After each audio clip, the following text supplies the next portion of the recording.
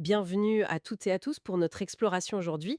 On va se pencher sur la Convention collective nationale de l'hospitalisation privée à but non lucratif, IDCC 29 pour les intimes. Alors pour ça, on s'appuie sur des extraits d'un document assez technique des éditions législatives qui date de fin 2024. Le but, c'est de sortir les points clés et parfois un peu surprenants de ce texte qui concerne beaucoup de monde dans le sanitaire et social non lucratif, surtout côté FEAP ou SNALES. Allez, on décortique ça. Oui, et c'est important de rappeler que ces conventions, elles viennent compléter le Code du travail avec des règles spécifiques à un secteur. Et celle-ci, la CCN 29, elle est, disons, assez vivante. Vivante. C'est-à-dire? Elle a beaucoup évolué, avec des avenants, des modifications, parfois même des dénonciations partielles. C'est pas un texte figé, quoi, loin de là. Ça rend les choses parfois complexes à suivre, c'est vrai. D'accord. Commençons par le commencement, hein, le contrat de travail. Il faut qu'il soit écrit, ça c'est clair, et puis il y a des périodes d'essai, 4 mois pour les cadres, 2 mois pour les non-cadres. Bon, ça c'est assez standard, non? Oui, ça c'est classique, mais c'est surtout quand le contrat se termine que ça devient plus spécifique. Les préavis, par exemple. Ah oui. Il varie pas mal. Selon si on est cadre ou non, l'ancienneté, souvent le cap des 2 ans est important, et puis bien sûr si c'est une démission, un licenciement, un départ en retraite. Et il y a ce détail des heures pour chercher un emploi, c'est ça? Exactement.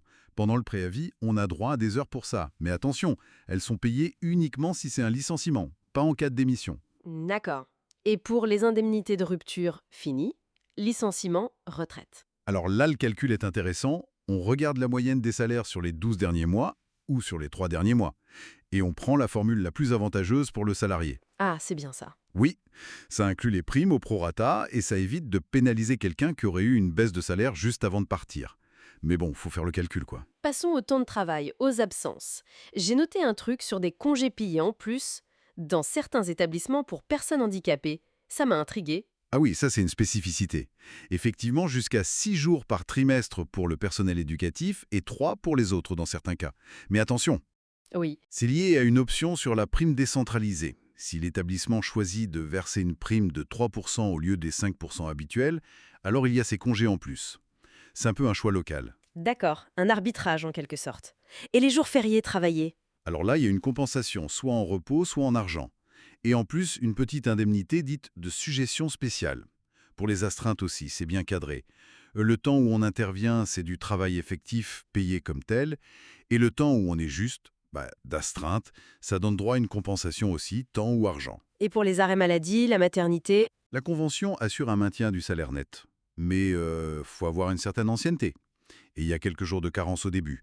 Sauf, et c'est important, si c'est un accident du travail, une maladie pro ou une hospitalisation. Là, il n'y a pas de carence. Et pour la grossesse, une petite réduction d'horaire à partir du 3e mois. Parlons argent maintenant. La rémunération. La base, c'est le coefficient du métier fois la valeur du point plus des primes. C'est ça, hein. C'est tout à fait ça. Le salaire de base est déterminé par ce coefficient de référence, qui dépend du poste, de la classification.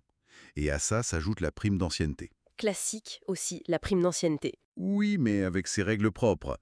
C'est un pourcentage du salaire de base qui grimpe par palier chaque année ou tous les 2 ans jusqu'à un maximum 30 ou 35% selon les périodes d'embauche. C'est assez conséquent. Et pour les cadres, il y a aussi un complément technicité, un peu sur le même principe. Faut juste faire attention car les règles de calcul ont pu changer. D'accord. Et alors, cette fameuse prime décentralisée, elle a quoi de si spécial? Elle est assez unique dans son fonctionnement. C'est une enveloppe globale calculée sur la masse salariale brute de l'établissement, 5% en général. Sauf s'il y a les congés trimestriels en plus. Exactement, là c'est 3%. Et cette enveloppe est ensuite répartie entre les salariés. Souvent, le critère principal, c'est l'assiduité, la présence effective. Donc si on est absent? On peut avoir un abattement sur la prime. Mais attention, pas pour toutes les absences. Celles qui sont liées à un accident du travail, à la maternité, à la formation professionnelle ou syndicale, par exemple, celles-là ne doivent pas impacter la prime. C'est vraiment un outil de gestion locale.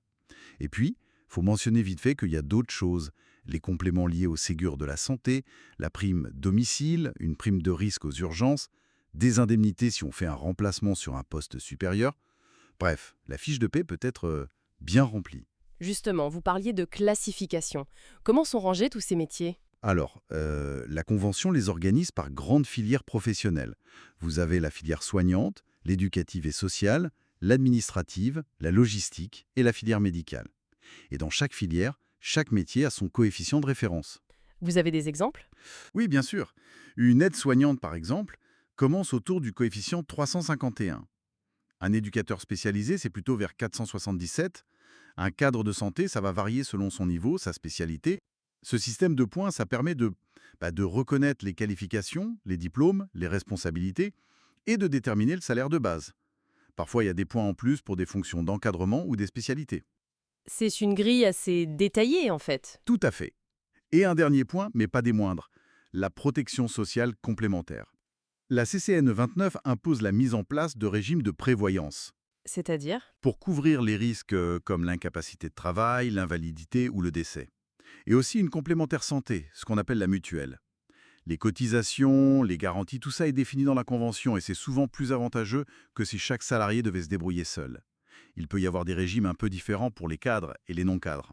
Bon, si on résume, cette CCN 29, c'est vraiment la colonne vertébrale des relations de travail dans ce secteur de l'hospitalisation privée non lucrative. C'est dense, c'est technique. Mais ça touche à tout. La paix, les congés, la carrière, tout est impacté. C'est ça, ça façonne vraiment le quotidien des salariés et aussi des employeurs. Oui, et sa complexité. Plus les évolutions constantes, les avenants, les nouvelles primes qui arrivent, comme celle du Ségur, ça veut dire qu'il faut être vigilant pour être sûr que tout est appliqué correctement. C'est un vrai défi. Écoute, Face à cette complexité, à ces règles qui bougent tout le temps, notamment sur les primes, les calculs, comment on s'assure que l'application est toujours juste et transparente?